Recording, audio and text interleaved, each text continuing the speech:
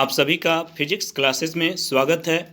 बच्चे, आज हम लोग पढ़ेंगे पीएन संधि डायोड अर्ध तरंग दृष्टिकारी के रूप में।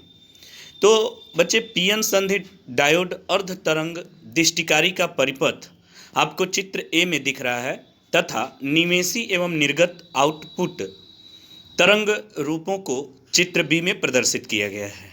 ठीक है, तो स्क्रीन पर आपको इसका इमेज दिख रहा है, आप लोग इसको ध्यान से देखेंगे और यह पीएन संधि डायोड अर्ध तरंग दृष्टिकारी का कार्य कैसे करता है इसको हम आप सभी को एक्सप्लेन करके समझाएंगे। ठीक है, तो सबसे पहले तो आपको स्क्रीन पर दिख रहा है पीएन संधि डायोड अर्ध तरंग दृष्टिकारी के रूप में। तो दृष्टिकारी का मतलब होता है रेक्टिफायर, इंग्लिश में उसको हम कहते हैं रेक्टिफायर। ठीक है, तो दृष्टिकारी का मतलब क्या होता है आप लोग जान जाएं।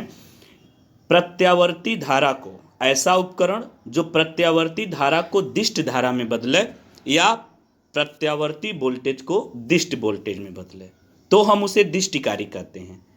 ठीक है, यानी कि आप फिर से सुनेंगे, ऐसा उपकरण जो प्रत्यावर्ती धारा को दिष्ट धारा में बदले या प्रत्यावर्ती वोल्टेज को दिष्ट वोल्टेज में बदले, उसे हम दृष्टिकारी कहते हैं। ठीक है, और इस क्रिया को दृष्टिकरण कहते हैं।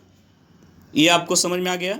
ठीक है, तो अब आप समझेंगे, स्क्रीन पर आपको दिख रहा है पीएन संधि डायोड अर्ध तरंग दृष्टिकारी के रूप में। तो स्क्रीन पर आपको दिख रहा है पीएन संधि डायोड एक श्रेष्ठ दृष्टिकारी का कार्य कर सकता है जब यह अग्रदिशिक होता है।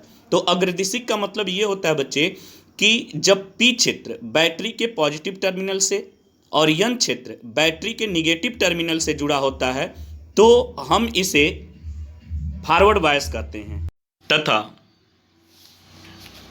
पश्च दिशिक हम उसे कहते हैं जब पी क्षेत्र बैटरी के निगेटिव टर्मिनल से और एन क्षेत्र बैटरी के पॉजिटिव टर्मिनल से जुड़ा होता है तो हम इसे पश्च दिशिक या रिवर्स बायस कहते हैं।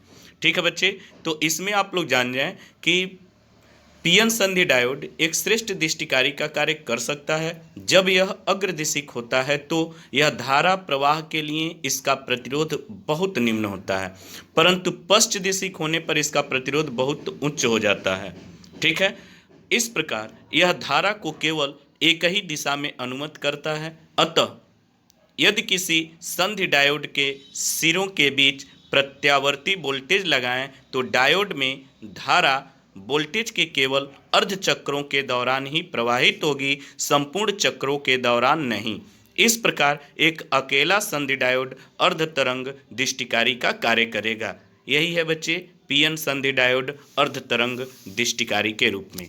अब आप लोग जान जाएं कि जो दृष्टिकरण क्षमता होती है, दृष्टिकरण क्षमता जो होती है वह दृष्टिकरण क्षमता इज इक्वल टू निर्गत दृष्टि धारा शक्ति बट्टे निवेशी प्रत्यावर्ती धारा शक्ति गुणे 100%। ठीक है, तो आप लोग इसको नोट कर लेंगे। और एक चीज़ और जान जाएं कि पीएन संधि डायोड को अर्ध तरंग दृष्टिकारी के रूप में प्रयुक्त करने पर दृष्टिकरण क्षमता 40.6% होती है।